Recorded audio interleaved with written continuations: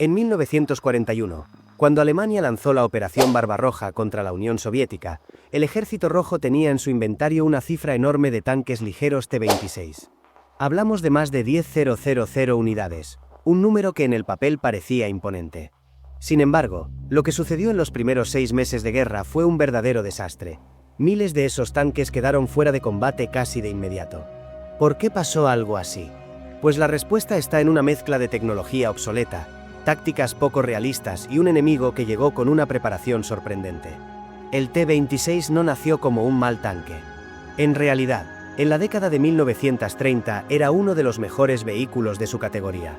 Se basaba en el diseño británico del Vickers 6 Ton, que los soviéticos compraron y luego modificaron. Al principio, su cañón de 45 mm y su blindaje de hasta 15 mm eran más que suficientes para enfrentar a los vehículos ligeros de la época. De hecho, el T-26 luchó con cierto éxito en conflictos como la Guerra Civil Española y la guerra contra Finlandia en 1939. Pero claro, una cosa era pelear contra fuerzas limitadas y otra muy distinta enfrentarse a la Wehrmacht en 1941. Porque mientras los soviéticos seguían produciendo T-26 a ritmo masivo, los alemanes estaban perfeccionando tácticas de guerra relámpago y tanques más modernos como el Panzer III y el Panzer IV. Y aquí es donde empieza la cadena de problemas. El blindaje del T-26 ya no servía. Sus placas de 15 mm, en algunos modelos reforzadas hasta 20, eran inútiles frente a los cañones alemanes de 37 y 50 mm. En muchas ocasiones, un simple cañón antitanque alemán podía atravesar al T-26 de lado a lado. Pero no solo se trataba de blindaje. El motor del T-26 era poco confiable y lento. Podía alcanzar apenas 30 km por hora en carretera y mucho menos en terreno irregular. Así que cuando los alemanes lanzaban sus ataques rápidos y coordinados, los T-26 quedaban rezagados. Además, muchos carecían de radios, lo que obligaba a los comandantes soviéticos a comunicarse con banderas o mensajeros, en medio de un campo de batalla caótico. Imagínate la confusión. Y a todo esto se sumaba un detalle fatal. La mayoría de las tripulaciones soviéticas no tenía la experiencia suficiente. Muchos soldados habían sido reclutados apresuradamente y apenas habían recibido entrenamiento. De repente, los mandaban al frente contra divisiones Panzer entrenadas y coordinadas al milímetro. Lo que pasó es que, en las primeras semanas, se perdieron miles de T-26 sin que siquiera pudieran causar un impacto serio en las fuerzas alemanas. Es verdad que algunos T-26 consiguieron destruir vehículos enemigos y hasta resistir brevemente en batallas puntuales, pero esos casos fueron excepcionales. La regla general fue que las unidades soviéticas quedaban rodeadas o simplemente eran arrasadas desde el aire por la Luftwaffe.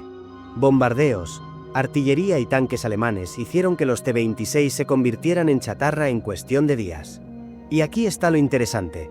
Los soviéticos sabían que el T-26 estaba obsoleto. Ya habían comenzado a diseñar y producir modelos más modernos como el T-34 y el KV-1. Pero la transición no fue lo suficientemente rápida.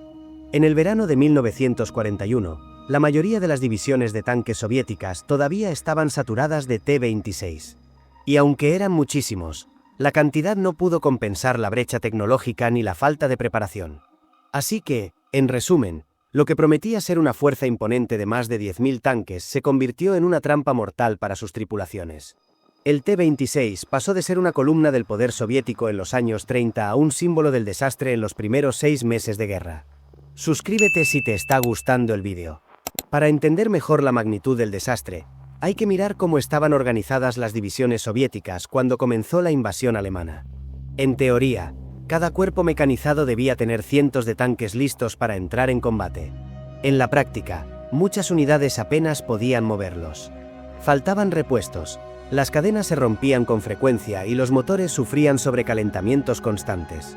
Era un ejército con miles de tanques en sus listas, pero muchos de ellos estaban parados en talleres improvisados o simplemente abandonados por falta de combustible. Los alemanes aprovecharon esa debilidad sin perder tiempo.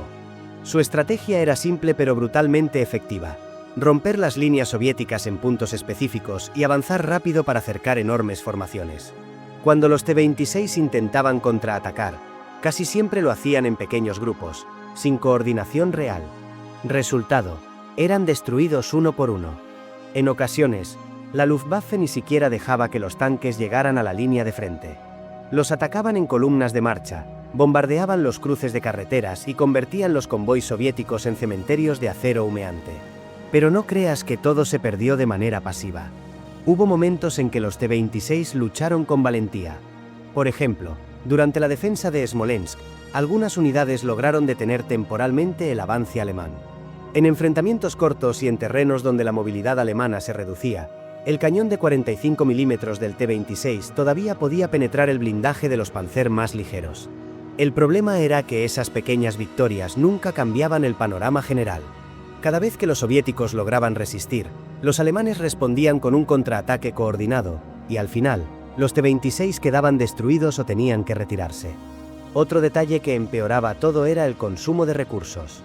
Cada T-26 necesitaba combustible, munición y mantenimiento constante. Imagina lo que significaba alimentar a más de 10.000 de estos vehículos en medio de una guerra relámpago. Las líneas de suministro soviéticas se estiraban demasiado, y los alemanes, con su avance veloz, cortaban esas rutas una y otra vez. Así, muchos tanques quedaban sin gasolina y eran abandonados intactos, listos para que los alemanes los destruyeran o incluso los capturaran. Y sí, los alemanes los capturaron.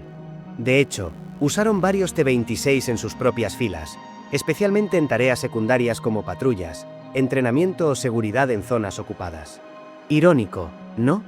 Un tanque que alguna vez simbolizó la fuerza soviética terminó sirviendo al enemigo que lo había superado. Mientras tanto, en Moscú, los comandantes soviéticos ya estaban acelerando la producción del T-34 y el KV-1. Estos modelos eran mucho más resistentes y capaces de enfrentarse en igualdad de condiciones con los Panzer. Pero en ese verano de 1941, todavía no había suficientes. Así que la realidad fue que el Ejército Rojo perdió casi todo su arsenal de T-26 en apenas 6 meses. Una cifra brutal. De los más de 10.000 con los que inició la guerra, apenas unos pocos cientos quedaban operativos al final de ese año. La desaparición masiva del T-26 no fue solo una cuestión técnica, también tuvo un impacto psicológico enorme. Las tripulaciones se sentían enviadas al matadero. Sabían que, al subirse a un T-26, tenían pocas probabilidades de volver con vida. Muchos soldados contaban cómo se refugiaban detrás de sus tanques destruidos, esperando sobrevivir unos minutos más bajo el fuego enemigo. En definitiva, el T-26 representó la transición entre una época y otra. De ser el rey de los campos de batalla en los años 30, pasó a convertirse en un sacrificio necesario para que la Unión Soviética aprendiera la fuerza que necesitaba tanques más modernos y tácticas diferentes. Y aunque el precio fue altísimo, esa experiencia sangrienta terminó preparando el camino para la resistencia soviética en 1942 y la posterior contraofensiva.